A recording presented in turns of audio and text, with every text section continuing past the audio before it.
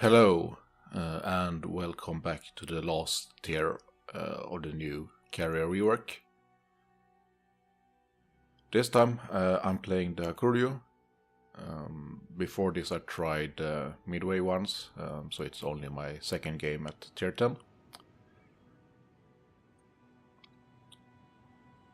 Like I've been saying throughout this small series, I haven't played that many games. And I haven't really been trying to optimize my play.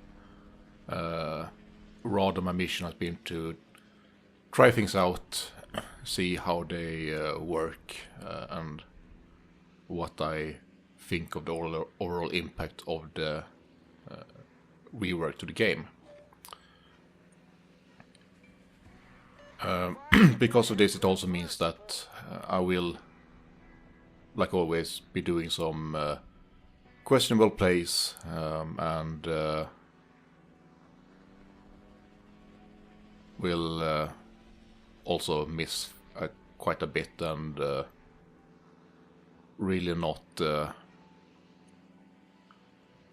optimize damage or kills or anything.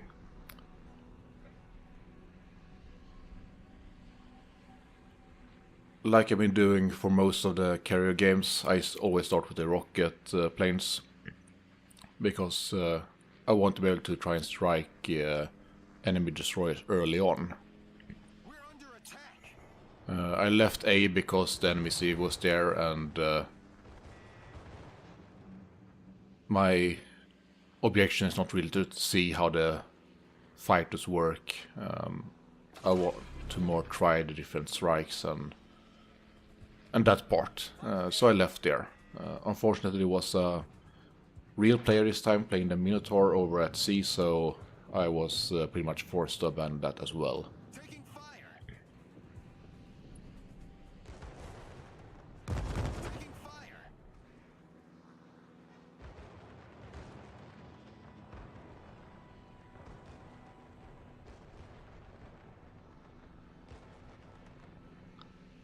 Finally spotting some destroyers, so I will at last make some attack runs at the gearing.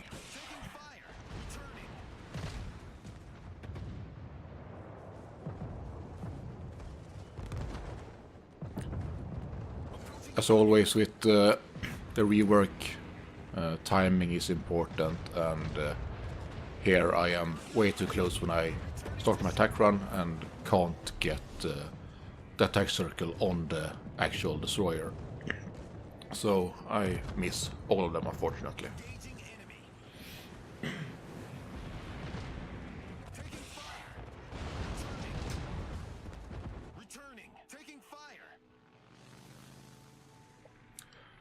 Now, one thing I should mention, that if you have been paying attention throughout this game, all of the games I put out, you might have noticed that the bots are actually much better at sticking together than the average player in randoms.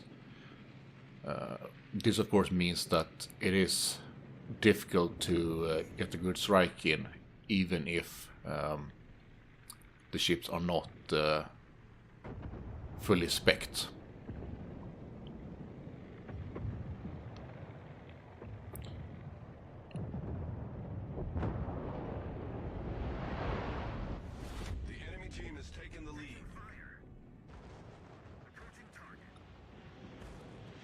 Because even ships that don't really have that good AA can still do well when they are together with 4 other ships. So even though shooting at bots is not the same as shooting at real players, there is that extra difficulty that they are so close together and helping each other out. We see here that even 2 across the curve first together is proving far from simple. Another issue I had with Courier compared to the Midway is that torpedo bombers were much more sensitive to turning than the midway. As we said before, unfortunately we can't see the actual attack pattern or markers. But whenever you turn, it widens the area much more than it does on midway, even when you just use the mouse to turn. It also looks like it has a much longer arming time of the torpedoes, so you have to release them earlier. If you get a good drop though, just like today, the torpedoes actually converge. They just don't go straight in a perfect drop. So the potential is much higher than for the US torpedoes.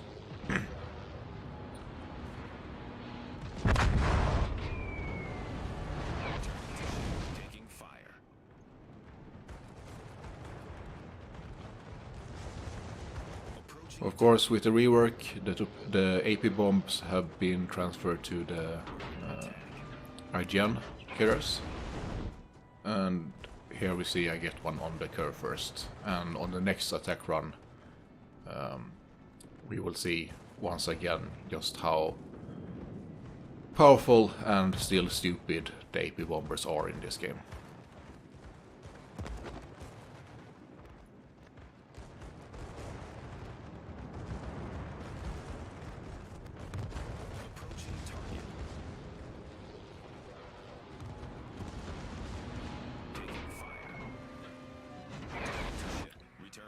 So that's over 25k salvo, 3 citadels.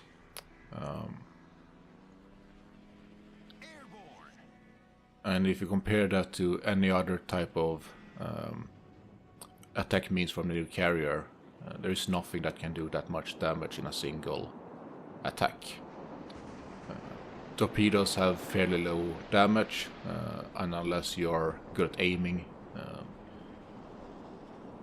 you probably won't get much floodings. Rockets, very often very low damage, decent fire chance. And HE bombs have good fire chance, but again not the massive damage. But with AP bombs you can get these insane salvos off, and you can probably do even better than I did.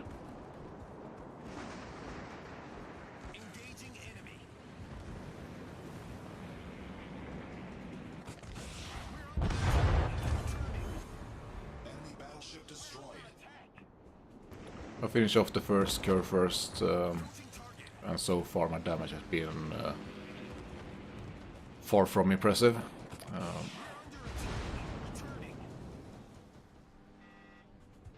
But like we have said before, as the battle continues, the easier time I will have. AA will become weaker, ships will be spread out or be left alone as other die. So overall there will be less AA for me to worry about. And since I am never punished when I get my plane shot down, I don't really have to care even about that. Now here my carrier was detected, so I tell it to start sailing away. Because I'm not sure exactly what was spotting me, but I assume it was one of the destroyers. The enemy team has taken the lead. Taking fire. Engaging enemy.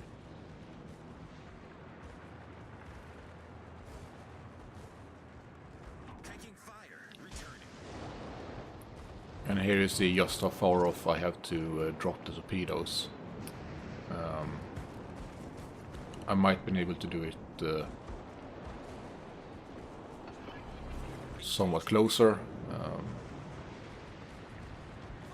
The indication is not entirely clear to me if I have to drop it as far back as I did, or if I could have done it closer.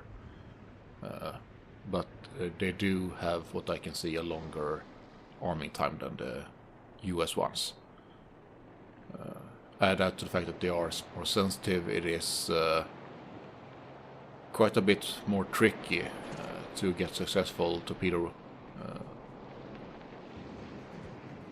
attacks than it is with the US carrier.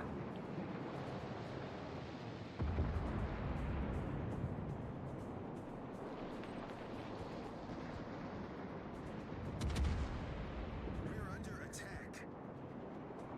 Approaching target. We're under attack. I'm trying to see if maybe I can hit something in the smoke, see if that works. The enemy team has taken the lead. But DD dies, and I probably would have missed anyway. With flak burst, it's actually a fair bit more tricky to hit things in smoke than it is in the current version.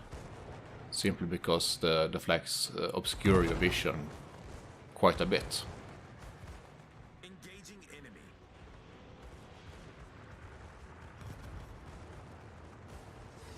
Taking fire. And Returning there we saw an example of the AO of Montana, maintaining pressure which was quite good. Torpedoes to port.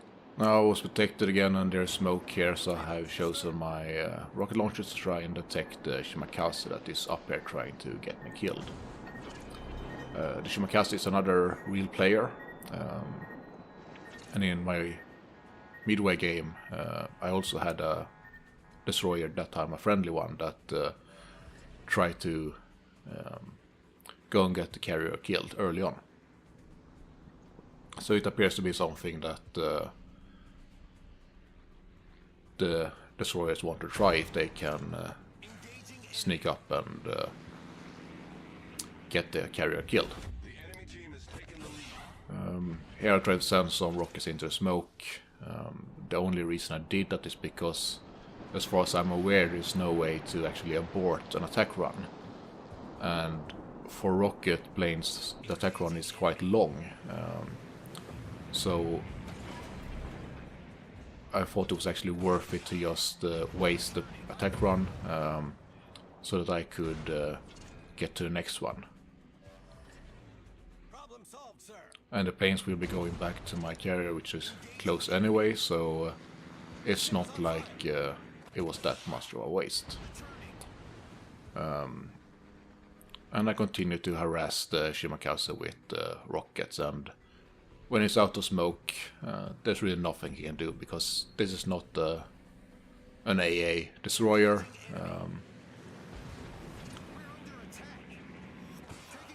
So it's unlikely that he will get any plane shot down, maybe do a bit of damage, but not too much. And the rockets are so easy to hit the destroyer, even for a thousand or so damage, that it's really not balanced at all here, I would say, because I can just continue to send my rocket planes, do a few thousand damage, do the next attack run until he's dead, and he can't do anything.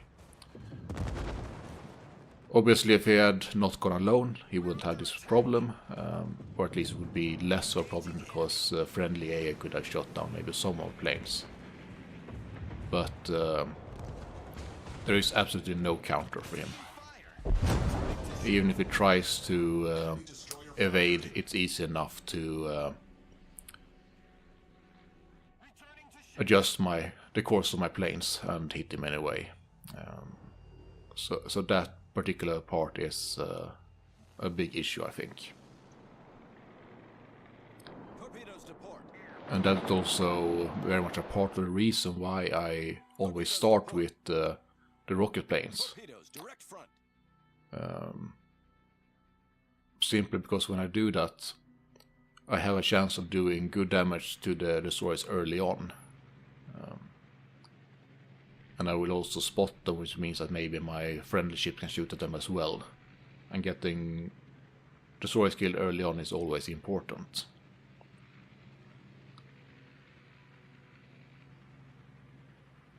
So as this goes live, I assume we will see either less destroyers or destroyers with good AA such as gearing, that can at least defend themselves to some extent.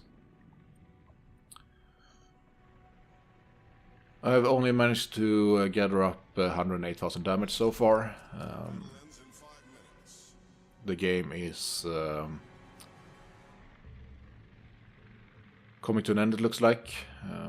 We do have one more ship, but both my curves are very low and the Montana here is almost full HP.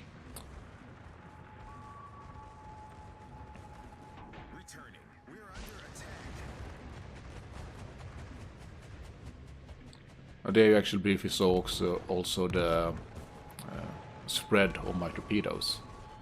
And that was what I was talking about before, how sensitive the Akruyu torpedo bombers are to movement. Here I managed to do much better, and we will see the results, which is quite different. Very nice lineup, and I managed to hit all 4 of them. But we also see that my bombers have definitely problems with the Montana AA. After this game is done, I will add a clip from the Midway game, in which the enemy team had a couple of boosters. And I will show that clip to illustrate just how powerful AA can be even from bots. Maintaining present course. So I think in general, when the new update comes, we will see a lot of people playing the carrier, and we will see a lot of players choosing ships with good AA. So probably a lot of US ships, for example. We're under attack.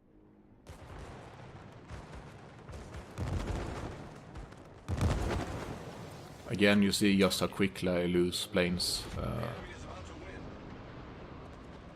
But I managed to get at least one strike off, and it's another 25k free-seater salvo. So yeah, like I said before, it's a bit stupid that that is still a possibility when you look at other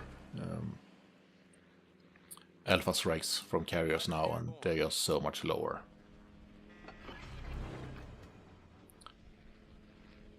Working on trying to get the Montana killed, and we see that even though Montana's very good AA, and he's shredding planes left and right, I have managed to do quite a lot of damage to him already, and without support of any kind, I can just continue to harass him with more and more planes, and there isn't much he can actually do. And at this point in a game in the current state, I would have lost quite a few planes. Hard to say how many, but I would have definitely been weakened,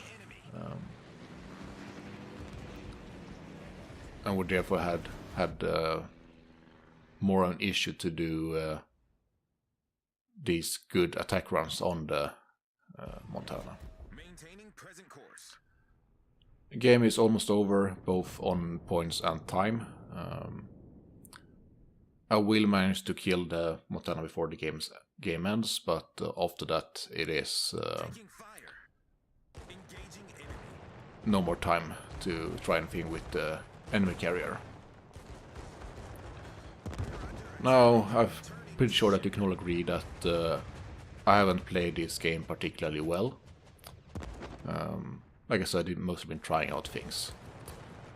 But as I do that, I still managed to rack up almost 200,000 damage in a, like I said, fairly bad game. and this is my perhaps biggest concern with this, that as long as you stay alive, you can just continue to put out damage, and you can fairly easily get these large number. We lose the game, but 4 kills, 199,000 damage. Not too bad, actually.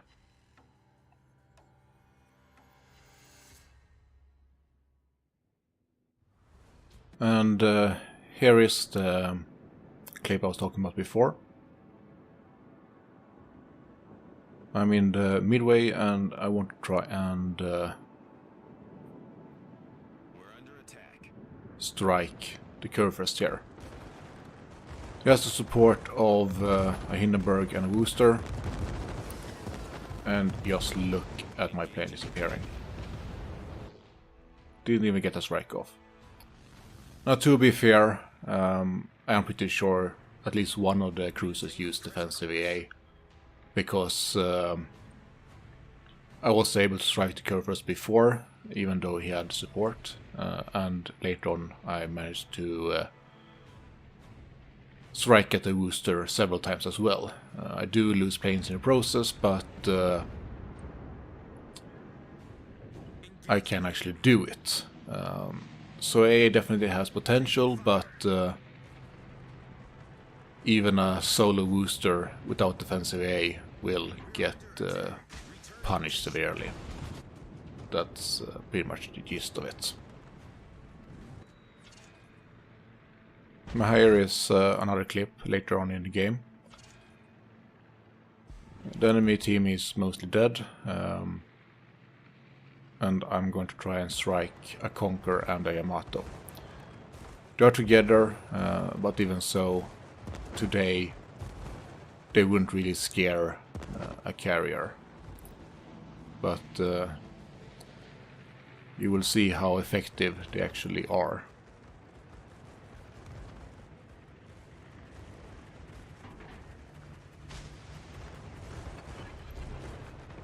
So I managed to get my first strike off. Not a particularly good strike, but at least I managed. You also see the damage it has cost me, even though I used one of the heals. And getting into the second strike, again, you see my planes just disappearing. So, AA definitely works, at least it can. And with that, I hope you have enjoyed this little series of the carrier rework. We will see if there will maybe be more in the future before the release. Otherwise, we'll go back to normal games.